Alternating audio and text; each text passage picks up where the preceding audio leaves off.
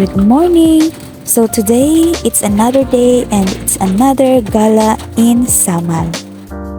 And for today's episode, samahan niyo kami papuntang Olivia Beach located in Uraya, Samal Island. For the barge entrance, 20 pesos. And this time, not so close from the port, 20 to 25 minutes ang riding time namin using bao-bao or tricycle papunta sa aming destination.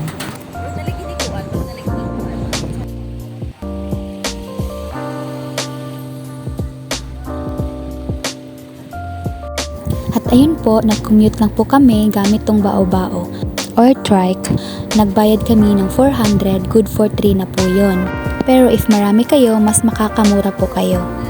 And around 20 to 25 minutes po, makakarating na po kami sa resort. And nag-stop lang po kami dito saglit sa palengke para bumili ng pandagdag po na pagkain para mamaya. May balak po kasi kami mag-ihaw-ihaw. Mura at sariwa din po ang mga isda nila dito.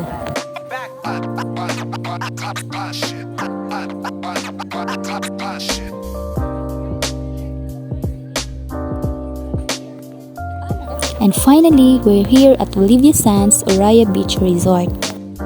And for the gate pass, we have to pay 50 pesos for environmental fee. And for the day tour entrance, 200 pesos. And additional 200 pesos for the chairs and table. The place is quite good and clean, and it's also relaxing. And I can recommend this place to all my vegetarian beach girls out there. At ayun na nga po, nagsimula na kaming mag-ihaw. Nakakatawa lang yung part na to kasi ilang minuto din bago kami nakagawa ng apoy. But with the girls' power, natapos din namin ang aming pag-ihaw-ihaw. And food is ready. And kanya-kanya na din pala kami dala ng mga drinks and chichirya para sa mahaba-habang kwentuhan.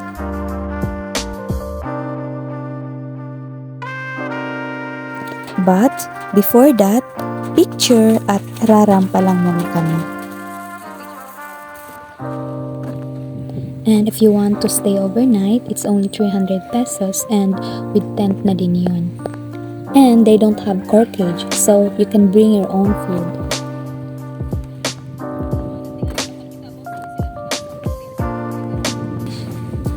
At alam niyo po ba, sobrang amazed na amazed kami sa time na yan. Kasi sobrang daming isda at ang cute tingnan. Sobrang linaw at napakaganda din pala ng dagat nila dito. Sobrang enjoy namin para kaming mga bata.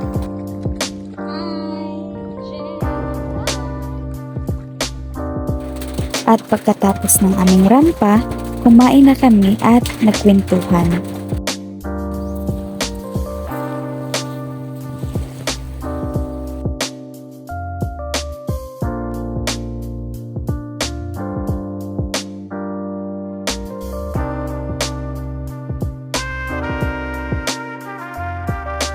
At hanggang dito na lang. Maraming salamat po sa panonood nyo. Hanggang sa muli. Bye! Spread love!